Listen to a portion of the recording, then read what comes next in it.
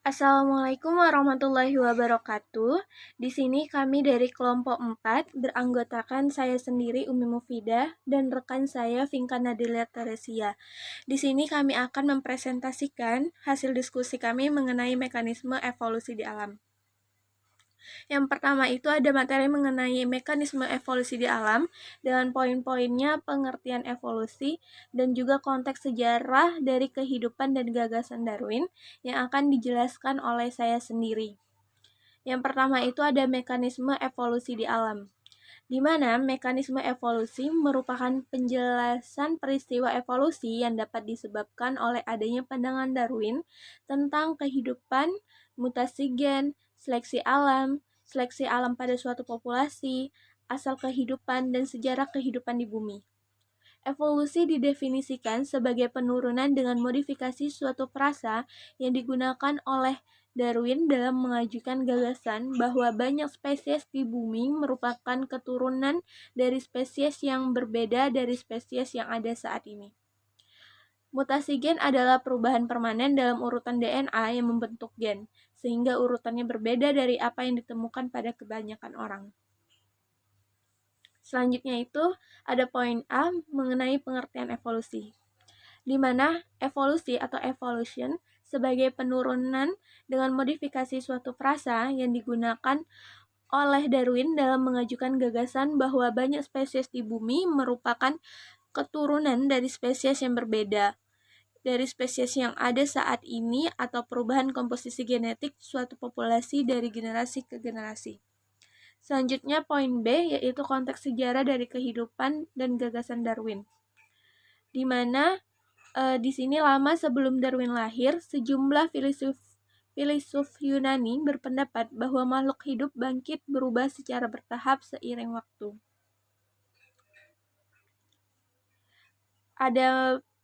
Sedangkan pada masa Darwin, Carles Lyell menggabungkan pemikiran Hutton ke dalam prinsip uniformitarianisme yang menyatakan bahwa mekanisme perubahan selalu sama sepanjang waktu.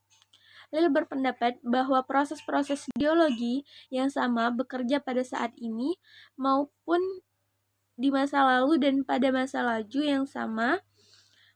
Gagasan Hutton dan Lyell ini sangat mempengaruhi pemikiran Darwin.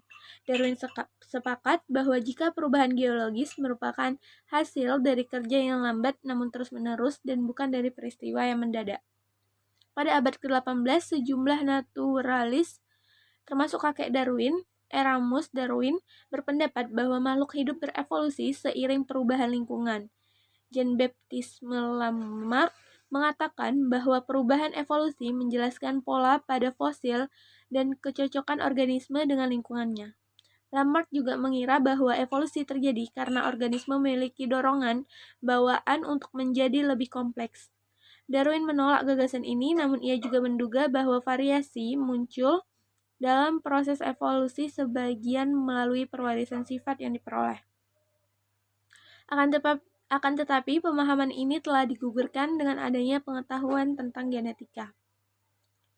Charles Darwin mengembangkan dua gagasan utama bahwa penurunan dengan modifikasi menjelaskan kesatuan dan keanekaragaman makhluk hidup dan bahwa seleksi alam menyebabkan kecocokan antara organisme dengan lingkungannya. Darwin menyadari kesatuan dalam kehidupan yang dinyatakannya sebagai akibat dari semua organisme yang diturunkan dari satu nenek moyang yang hidup di masa lalu. Ia juga berpikir bahwa karena keturunan dari organisme nenek moyang tersebut hidup di dalam berbagai habitat selama jutaan tahun. Mereka telah mengakumulasikan berbagai macam modifikasi atau adaptasi yang membuat mereka sesuai dengan cara hidup spesifik. Darwin menalar bahwa dalam jangka waktu yang amat panjang, kehidupan dengan modifikasi pada akhirnya menyebabkan tingginya keanekaragaman makhluk hidup yang ada sekarang. Darwin memandang sejarah kehidupan sebagai sebuah pohon dengan banyak cabang dari batang bersama menuju ke ujung-ujung ranting termuda. Ujung ranting-ranting tersebut mencerminkan keanekaragaman organisme yang ada saat ini. Setiap percabangan pada pola mencerminkan nenek moyang dari semua garis evolusi yang kemudian bercabang dari titik tersebut. Darwin mengajukan sebuah mekanisme seleksi alam untuk menjelaskan pola-pola evolusi yang teramati. Ia menyusun argumennya secara hati-hati untuk meyakinkan pembaca yang paling skeptis sekalipun. Darwin menyadari bahwa hubungan penting antara seleksi alam dan kemampuan organisme untuk menghasilkan keturunan secara berlebihan, dan juga menyadari bahwa kapasitas untuk menghasilkan keturunan secara berlebih atau overproduksi merupakan karakteristik semua spesies.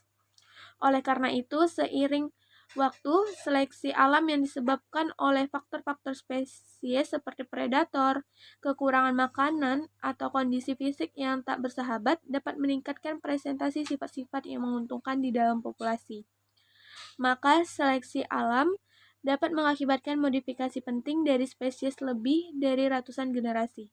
Bahkan jika keuntungan dari beberapa sifat yang diwariskan lebih kecil dari sifat yang lain, variasi-variasi yang menguntungkan akan terakumulasi secara bertahap di dalam populasi. Sementara variasi yang kurang menguntungkan akan berkurang seiring waktu. Proses ini akan meningkatkan frekuensi individu-individu dengan adaptasi yang menguntungkan sehingga meningkatkan kecocokan antara organisme-organisme di lingkungannya. Jadi konteks dari sejarah kehidupan dan gagasan Darwin ini, yaitu lama sebelum Darwin lahir, sejumlah filsuf Yunani berpendapat bahwa makhluk hidup mungkin berubah secara bertahap seiring waktu. Selanjutnya itu ada materi mengenai faktor-faktor mekanisme evolusi yang akan dijelaskan oleh rekan saya Vinka Nadela Teresia.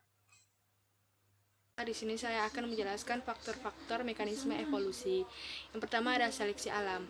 Seleksi alam adalah suatu proses yang terjadi ketika individu-individu yang memiliki karakteristik warisan tertentu dan bereproduksi dengan laju yang tinggi daripada individu-individu lain. Seiring waktu, seleksi alam dapat meningkatkan kecocokan antara organisme dan lingkungannya. Jika lingkungan berubah atau individu berpindah ke lingkungan baru, seleksi alam dapat dilihat dari adaptasi terhadap kondisi baru tersebut. Terkadang memunculkan spesies baru dalam proses tersebut. Kemudian seleksi alam berlangsung melalui interaksi antara organisme individual dan lingkungannya. Namun individu tidak berevolusi sebenarnya, populasilah yang berevolusi seiring waktu. Kemudian ada adaptasi. Adaptasi adalah kemampuan atau kecenderungan makhluk hidup dalam menyesuaikan diri dengan lingkungan baru untuk dapat tetap hidup dengan baik. Nah, dalam karangan ini akan dijelaskan tentang adaptasi yang dilakukan oleh hewan dan tumbuhan dan perbedaan adaptasi yang dilakukan oleh hewan dengan adaptasi yang dilakukan oleh tumbuhan terhadap lingkungannya. Adaptasi hewan adalah kemampuan hewan untuk menyesuaikan dirinya terhadap perubahan-perubahan keadaan alam atau lingkungannya. Adapun jenis-jenis dan macam-macam adaptasi, yang pertama itu adalah adaptasi morfologi.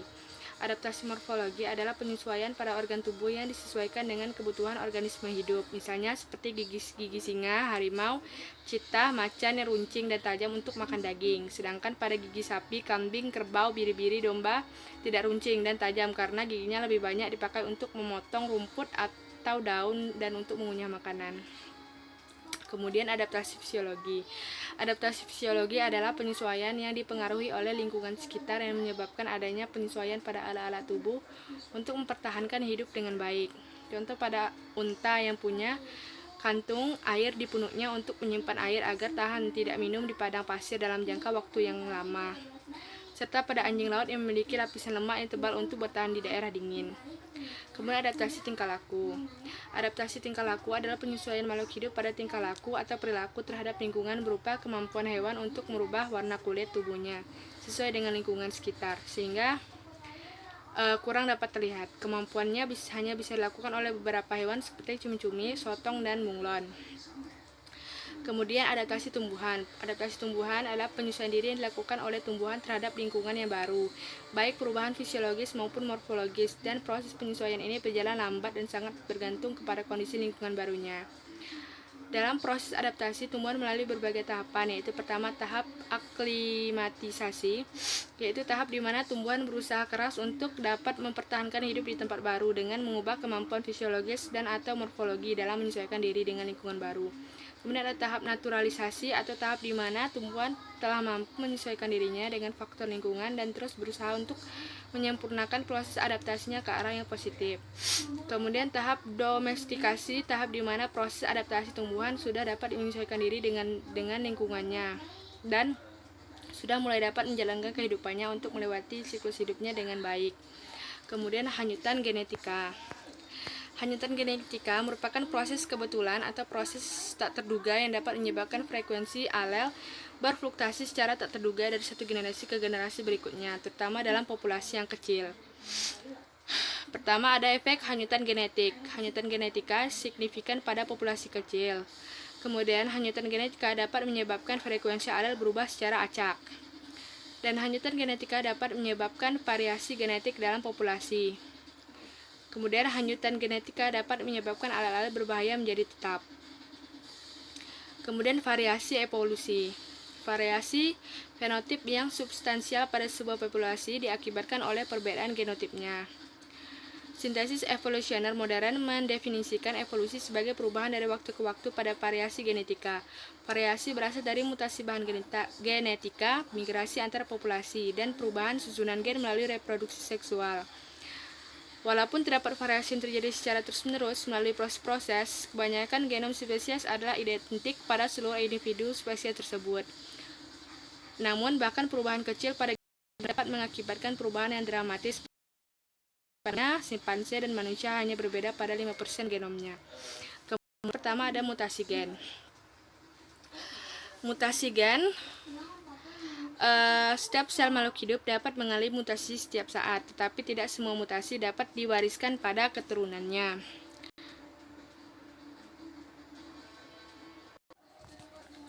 Baiklah, sementara itu, mutasi yang terjadi pada sel-sel kelamin akan diwariskan pada keturunannya. Adanya bahan-bahan mutagen dalam gamet dapat menyebabkan terjadinya mutasi pada sel kelamin jantan dan sel kelamin betina. Dengan demikian, gen yang bermutasi akan selalu ada dalam setiap sel keturunan. Kemudian ada jenis kelamin dan rekombinasi. Keturunan organisme seksual mengandung campuran acak kromosom leluhur yang dihasilkan melalui pemilahan bebas.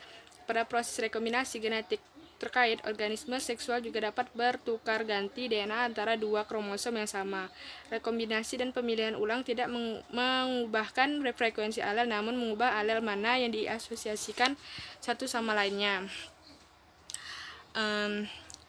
Namun menghasilkan keturunan dengan rekombinasi alel yang baru. Sebagai contoh, jika dua alel secara acak terdistribusi pada sebuah populasi, maka jenis kelamin tidak akan memberikan efek pada variasi.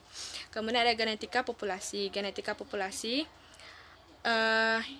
sebuah populasi merupakan kelompok individu terlokalisasi yang merupakan spesies yang sama. Sebagai contoh, semua ngengat dengan spesies yang sama yang hidup di sebuah hutan yang terisolasi mewakili sebuah populasi. Sebuah gen tunggal pada populasi ini dapat mempunyai bentuk-bentuk alternatif yang bertanggung jawab terhadap variasi antar fenotip organisme.